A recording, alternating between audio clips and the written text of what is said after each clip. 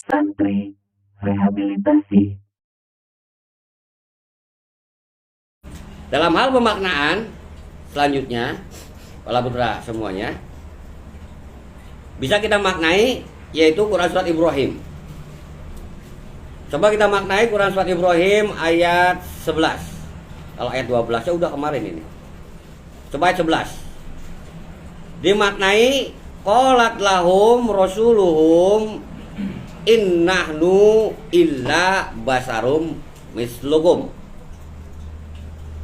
Rasul-rasul mereka berkata kepada mereka, ya, rasul-rasul mereka berarti siapapun rasulnya dari kalangan mereka berkata kepada mereka, kepada kaum generasi kaum tersebut, ya, yakni bahwa kami tidak lain hanyalah basarum mislukum, hanya basyar, ya, hanya sekedar manusia sama sepertimu. Jadi yang perlu diingat bahwa yang namanya rasul, sak nabi-nabinya itu basarum mislukum, manusia biasa seperti engkau, ya. Sama halnya dengan misalkan orang tuamu juga manusia biasa seperti engkau, seperti kita, benar. Tapi yang membedakan kan puja-pujinya, benar.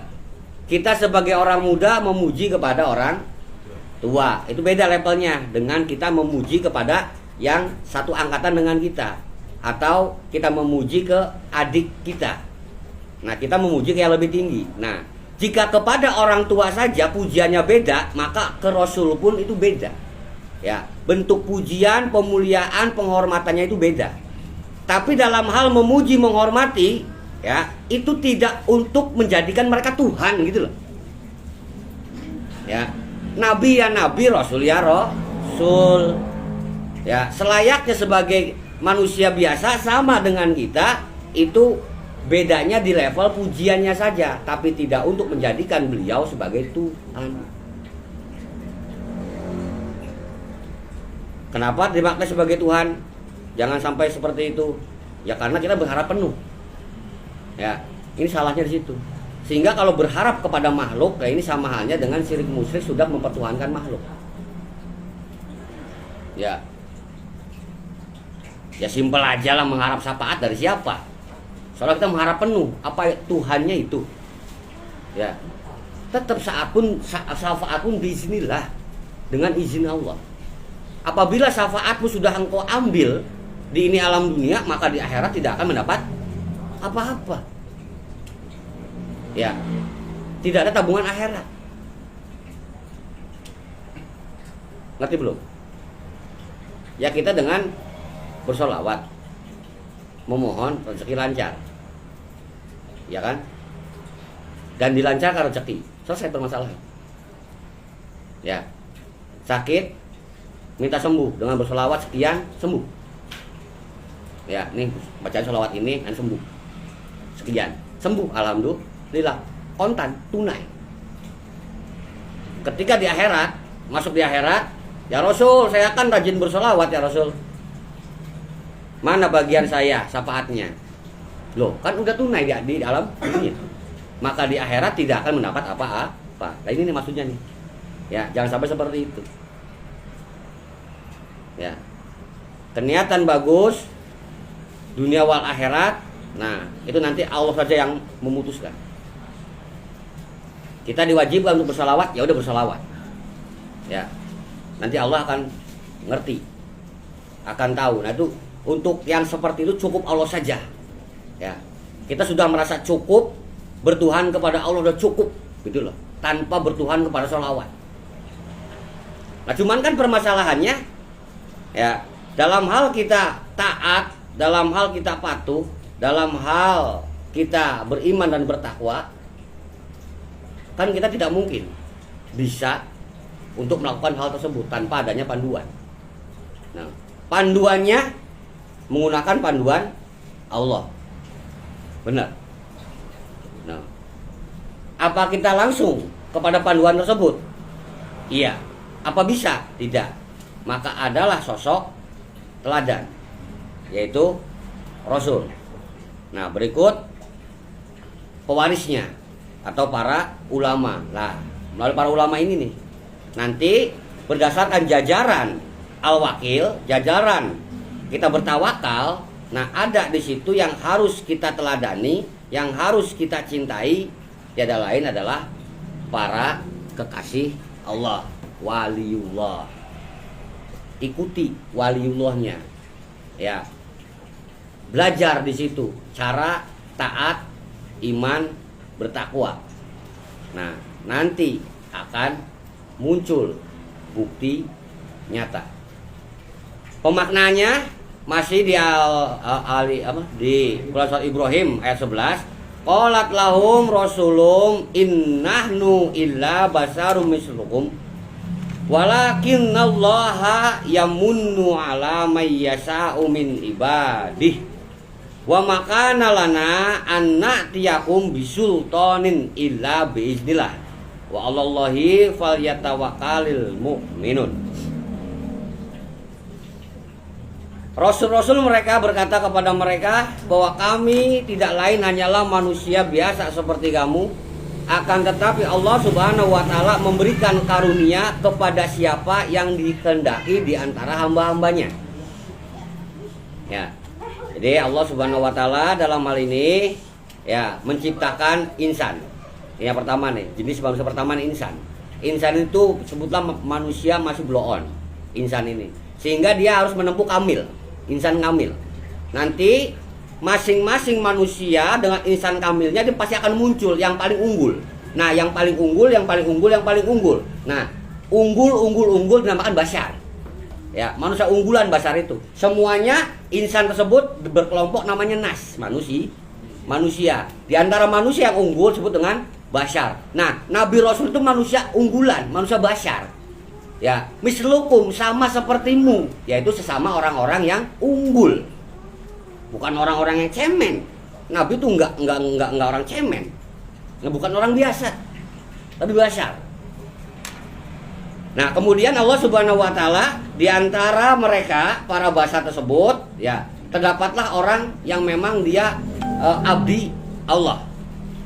Nah, dari masing-masing abdi tersebut diberikanlah karunia yang berbeda-beda. Ini maksudnya nih, bahwa Allah Subhanahu wa taala memberikan karunia-Nya kepada siapa saja yang dikehendaki di antara hamba-hambanya. Ada yang dikayakan, ada yang disabarkan, ada yang dibijaksanakan. Nah, macam-macam tuh. Ya, ada yang memang dipetekelkan. Apa petekelkan? Ya jadi bodyguard lah gitulah, yang diseremkan. Ini masing-masingnya bersatu gitu loh, sehingga kuat. Nah, dimaknai wa makana lana anak tiyakum bisultanin ila biiznillah. Dan tidak patut bagi kami mendatangkan suatu bukti kepada kamu melainkan dengan izin Allah. Para nabi, para rasul tidak diizinkan sama sekali untuk mendatangkan bukti nyata. Bukti nyata di sini menggunakan kata sultan. Ya. Sultan. Sultan itu bagian daripada mukjizat. Kan 4 macam kemarin pernah diterangkan yang namanya mukjizat itu. Pertama adalah ayatan, bayanan, kemudian burhanan dan sultanan. Nah, ini tingkatan keempat nih, sultanan, tingkatan tertinggi. Ya. Maka dalam hal pemaknaan, para nabi, para rasul tidak patut, tidak layak untuk mendatangkan bukti nyata kepadamu. Apakah dengan beriman dan bertakwa nanti negerimu akan subur? Apakah dengan engkau beriman dan bertakwa nanti akan usahamu lancar? Oh tidak, itu bukan bagian nabi, bukan bagian rasul, bukan bagian ulama, bukan bagian dai, bukan. Itu bagian Allah. Dai, ulama, nabi, rasul itu hanya menyampaikan. Sebab pemaknaannya misalkan dalam hal pemaknaan kemarin misalkan kita ulangi lagi, yaitu walau ana ahlal qura amanu wa taqau la fatahna alaihim barakatim minas sama'i wal ardi. Apabila penduduk negeri beriman dan bertakwa, ya, la fatahna, maka sungguh akan kami bukakan alaihim bagi mereka barokah, keberkahan, minas sama'i wal ardi, dari langit dan dari bumi. Dari langit yang tidak disangka-sangka, dari bumi yang sesuai dengan kau tanam, prediksi. Ya. Nah, Allah Subhanahu wa taala menjanjikan apabila engkau beriman dan bertakwa akan dibukakan pintu kebarokahan langit bumi. Ya. Membuka pintu kebarokahan atau terbukanya pintu kebarokahan, engkau terbarokahi, urusan Allah. Nah, permasalahannya adalah iman dan takwa. Nah, cara iman dan takwa ini ikuti kekasih Allah. Begitu aturan mainnya. Jadi mengajarkan selain cukup kita bertuhan kepada Allah, cukup juga bahwa kita berguru satu saja. Jangan banyak guru, terkecuali bidang lain yang ingin kau kuasai. Paham? Paham gak nih? Jika yang ingin dipelajari tauhid, cari satu guru tauhid. Jangan banyak guru tauhid, mumet nantinya. Ya. Apabila engkau menghendaki guru yang lain, misalkan guru kekayaan, ya terserah, sebab guru tauhid nggak bisa memberikan kekayaan. Tapi dengan bertauhid, ya itu jaminan sebagai terbukanya pintu. Adapun pintu kebarokahan, pintu rezeki itu urusannya Allah. Paham tidak? Ya engkau sekolah, ya kan? Engkau pengen memperdalam matematika, ya ke guru matematika. Ketika engkau pengen fisika, pengen kimia, ya kan pengen geografi, maka cari gurunya lain kan. Nah itu berarti kan Anda ingin guru bidang lain, cari tuh. Tapi kalau misalkan yang dikehendaki guru matematika saja, ya udah cari satu aja, habiskan ilmunya. Begitu maksudnya.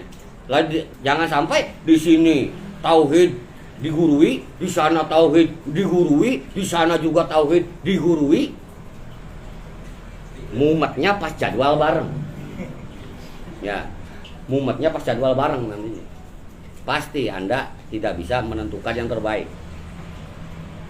Namanya manusia pasti ada cemburu ya. Ya iyalah.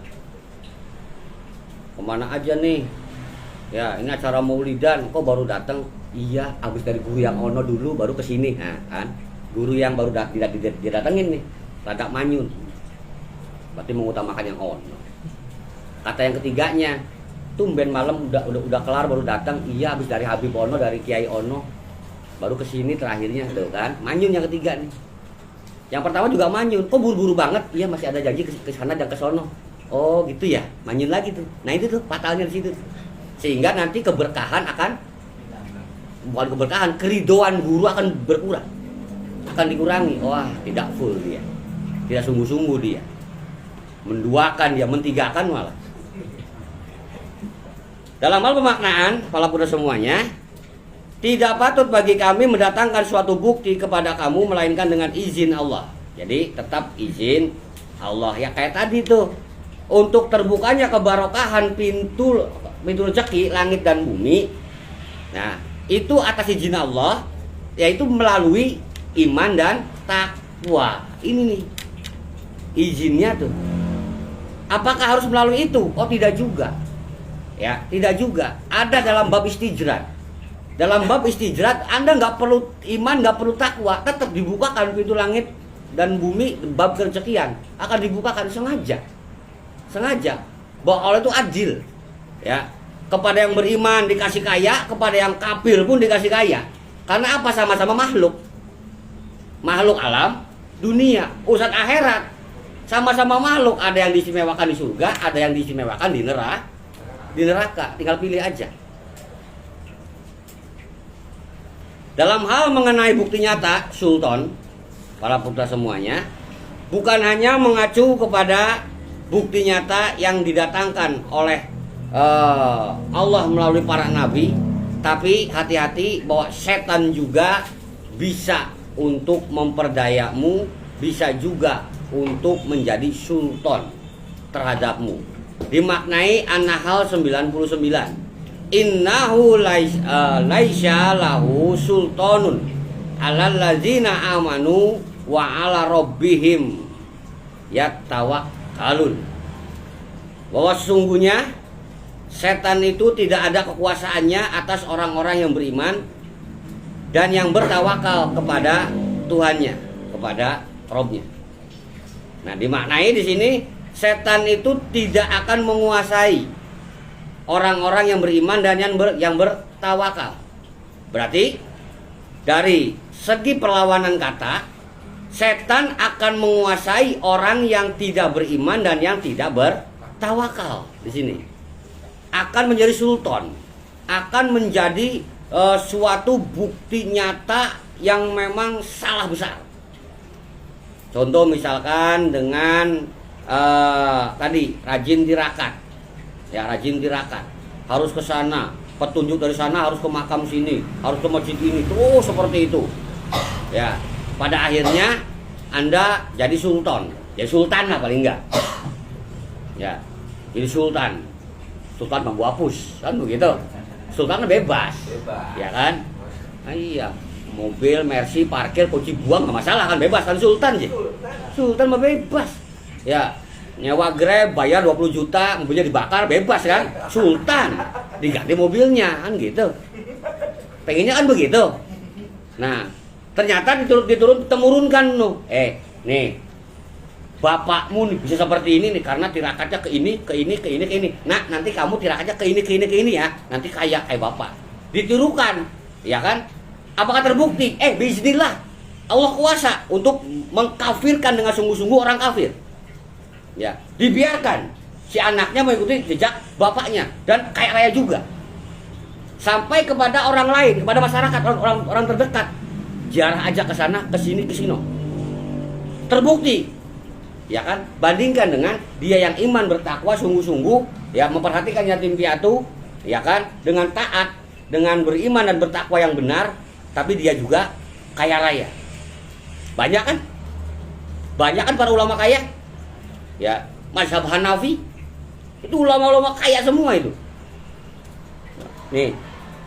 Jadi kan timbul dua kubu nih, antara yang bertawakal kaya raya dan yang tidak bertawakal kaya raya. Nah, Anda condong pada kelompok mana? Bukan condong, Anda ada di kelompok mana?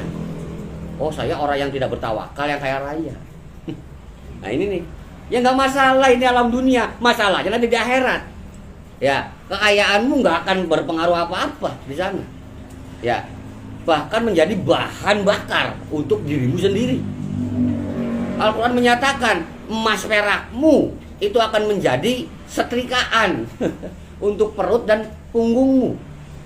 Ya, bahkan dilebur menjadi cairan dan itu akan menjadi apa tuh? Menjadi minuman untukmu. Keren ya? Keren lah. Keren. Ya neraka Anda haus masih dikasih minum kok. Lapar masih dikasih makan, masih kok.